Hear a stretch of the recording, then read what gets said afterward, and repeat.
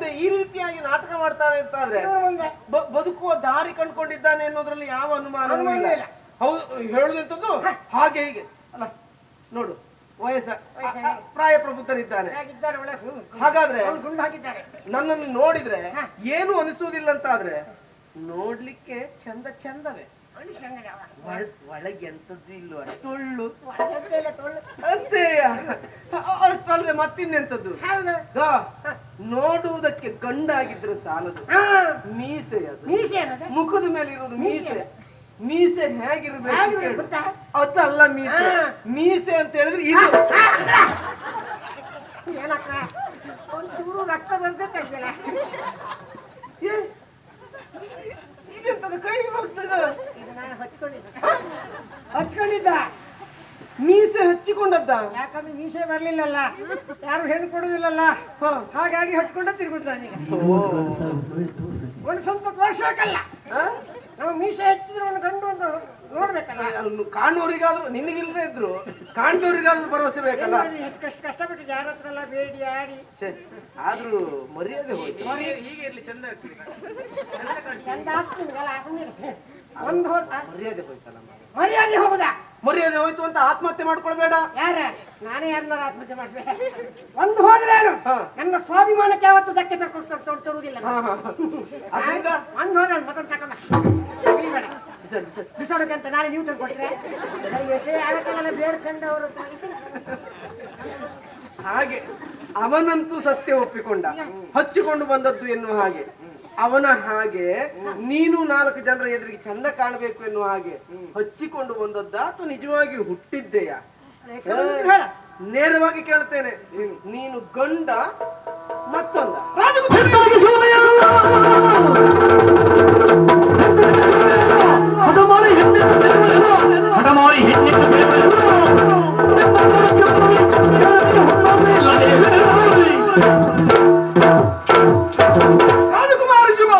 ಅತಿಯಾಯಿತು ನಿನ್ನ ಮಾತು. ನಾಲಿಗೆಯನ್ನು ಹೊರಹರಿಯ ಬಿಟ್ಟದ್ದಾದ್ರೆ ಜಾಗೃತ ಇದ್ದಲ್ಲ. ಏನೇ ನಿನ್ನ ಮಾತುಗಳನ್ನ ತಾಳ್ಮೆಯಿಂದ ಕೇಳಿಕೊಳ್ಳಿಕ್ಕೆ ನಾನೇನು ಹುಂಬಾತು ಭಾವಿಸಿಕೊಳ್ಳಬೇಡ. ನನಗೂ ಸ್ವಾಭಿಮಾನ ಅಂತ ಇರ್ತದೆ, ನನಗೂ ಮರ್ಯಾದೆ ಇರ್ತದೆ, ನನಗೆ ಘನತೆ ಗೌರವ ಅಂತ ಇರ್ತದೆ. ಏನೇನು ನನ್ನ ಪ್ರತಿಷ್ಠೆ ಬಗ್ಗೆ ಮಾತನಾಡ್ತಾ ಇದ್ದಿ, ನನ್ನ ಸ್ಥಾನಮಾನದ ಬಗ್ಗೆ ಮಾತನಾಡ್ತಾ ಇದ್ದಿ, ನನಗೆ ಅಗೌರವವನ್ನು ಸೂಚಿಸ್ತಾ ಇದ್ದಿ. ಹೆಣ್ಣು ಬಾಹ್ಯ ನೋಟಕ್ಕೆ ಕಾಣುವುದಕ್ಕೆ ಹೆಣ್ಣಾಗಿದ್ರೆ ಸಾಕಾಗುದು, ಅಂತರಂಗ ಸೌಂದರ್ಯ ಎನ್ನುವುದು ಹೆಣ್ಣಲ್ಲಿರ್ಬೇಕಾಗ್ತದೆ.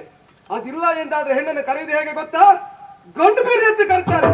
ಹೆಣ್ತನಕ್ಕೆ ಶೋಭೆಯಲ್ಲ, ಹಠಮಾರಿ ಅಂತ ನೀನು ಇದೇ ರೀತಿ ಹಠವನ್ನು ಮುಂದುವರಿಸಿ ಅಂತ ಆದ್ರೆ ಅದಕ್ಕೆ ಬೇರೆ ಅಂತ ಪದವನ್ನು ಬಳಸಬೇಕಾಗ್ತದೆ. ನನ್ನ ಗಂಡುತನದ ಬಗ್ಗೆ ಸವಾಲನ್ನು ಹಾಕ್ತಾ ಇದ್ದೀನಿ. ನೀನು ಗಂಡು ಮತ್ತೊಂದು ಒತ್ತ ಕಳ್ತಾ ಇದ್ದೀಯಲ್ಲ. ನಾನು ಗಂಡು ಷಂಡನೋ ಏನು ಎನ್ನುವುದನ್ನ ನಿನ್ನಲ್ಲಿ ಪ್ರತಿಬಿಂಬಿಸಬೇಕಂತ ಅಗತ್ಯ ಇಲ್ಲ, ಪ್ರಕಟಿಸಬೇಕಂತ ಅಗತ್ಯ ಇಲ್ಲ. ನನ್ನನ್ನು ಹಡೆದಂತ ಅಪ್ಪ ಅಮ್ಮನಿಗೆ, ನನ್ನ ತಂದೆ ತಾಯಿಗಳಿಗೆ ನಾನೊಬ್ಬ ಗಂಡು ಮಗ ಮತ್ತು ವಿಶ್ವಾಸ ಇದೆ. ಅವರು ಮೆಚ್ಚುವಂತ ಕೆಲಸವನ್ನು ನಾನು ಮಾಡ್ತಾ ಇದ್ದೇನೆ. ಗಂಡು ಮಗನನ್ನು ನಾನು ಪಡೆದ್ದೇನೆ ಮತ್ತು ಆತ್ಮವಿಶ್ವಾಸ ನನ್ನ ತಾಯಿಗುಂಟು, ಸಾಕು.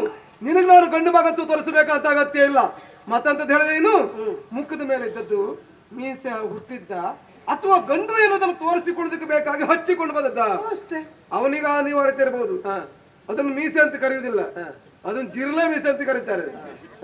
ಒಲೆ ಮೂಲೆಯಲ್ಲಿ ಇರುತ್ತೆ, ಬೆಕ್ಕಿಗೂ ಇರ್ತದೆ, ಮನೆ ಮಾಡಲು ಹಾರುತ್ತಾ ಜಿರ್ಲೆಗೂ ಇರ್ತದೆ. ಅದನ್ನು ಮೀಸೆ ಅಂತ ಕರೆಯುವುದಿಲ್ಲ.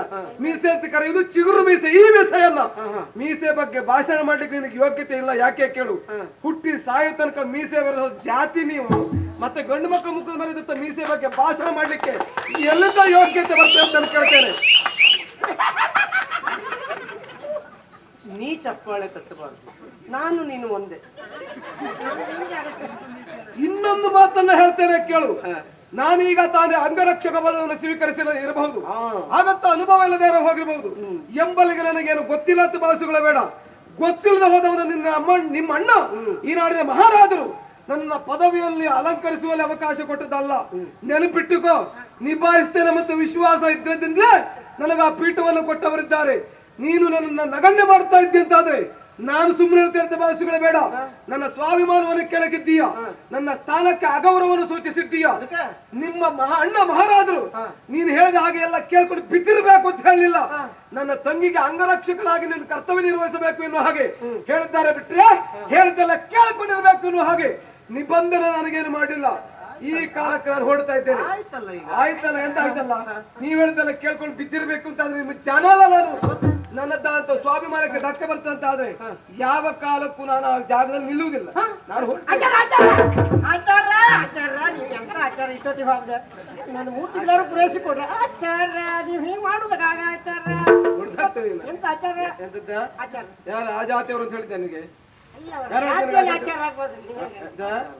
ಆಚಾರದಲ್ಲಿ ವಿಚಾರದಲ್ಲಿ ಎಲ್ಲದರಲ್ಲೂ ಸದಾಚಾರರಾಗಿರ್ಬೇಕು ನೋಡಿ ಸದಾಚಾರ ಮಗ ಮತ್ತೆ ಬತ್ರ ಈ ಕಡೆಗೆ ಸದಾಚಾರ ಬೇರೆ. ಅದಲ್ಲ, ಆ ಜಾತಿಯಲ್ಲೇ ಹುಟ್ಟಿಕೊಂಡಿರ್ಬೇಕು ಅಂತ ಏನಿಲ್ಲ. ನೀ ಹೇಳಿದ ಒಂದು ವಾಕ್ಯ ಸತ್ಯವದು. ಆಚಾರ್ಯರೇ, ಆಚಾರ್ಯ ಹೌದೌದು, ಪುರಾಣ ಇತಿಹಾಸಗಳಲ್ಲಿ ಆಗಿ ಹೋದವರಿದ್ದಾರೆ. ಜಾತಿಯಲ್ಲಿ ಹುಟ್ಟಿಕೊಳ್ಳದೆ ಹೋದ್ರು ಸಹ ತಮ್ಮದಾದ ವೃತ್ತಿ ಮೂಲಕವಾಗಿ ತಮ್ಮದಾದ ಬದುಕಿನ ನಿಲುಮೆಯನ್ನ ಕಂಡು ಲೋಕದಲ್ಲಿ ಆಚಾರ್ಯ ಪದವನ್ನು ಅಲಂಕರಿಸಿದ್ದಾರೆ.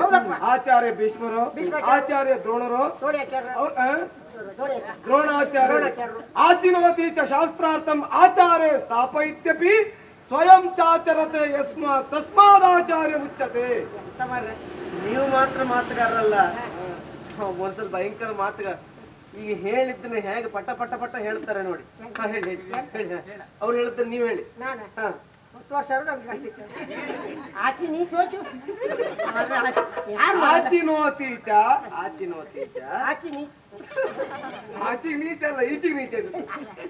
ಯಾರು ಎಂತ ಆಚಾರ ಆಚಿತ್ ಮಾಡೋದು ಯಾರು ಆಯ್ತಾ? ಆಚಾರ್ಯರು ಆಚಿತ್ ಮಾಡೋದು ಯಾರು ಹಾಗೆ ಹೇಳು, ಆ ಜಾಸ್ತಿಯವರು ಕಲ್ಲು ಹೊಡಿತಾರೆ ಕಡೆ ನಿನಗೆ. ಯಾರು ಈಗ ಆಯ್ತಲ್ಲ ಒಂದು ಕ್ಷಣ ನಾನು ನಿನಗೆ ಆಯ್ತು ಒಂದು ಆ? ಒಂದು 6 ತಿಂಗಳು ತಿಂಗಾಟ ಮಾಡಿ ಯಾರ?